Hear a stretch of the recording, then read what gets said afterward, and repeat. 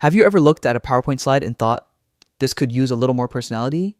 Well, in today's tutorial, I'll show you exactly how to customize letters and numbers in PowerPoint to make them pop with color, images, and creativity. Whether you're designing a presentation, a title slide, say, or a digital poster, this trick will instantly make your text stand out and grab attention. Let's jump right in.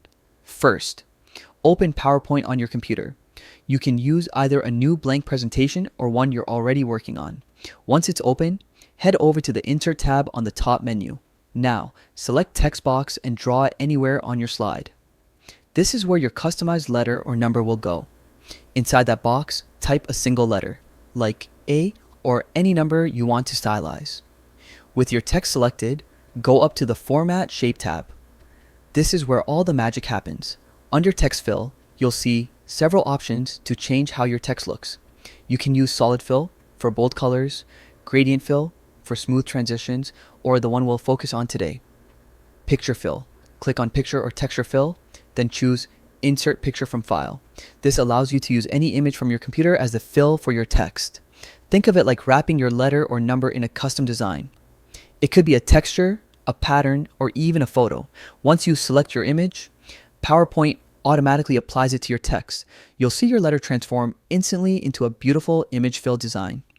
If needed, you can adjust how the image fits. Tweak the transparency, offset, or tile settings until it looks perfect. To take it even further, you can add a text outline or shadow for extra depth.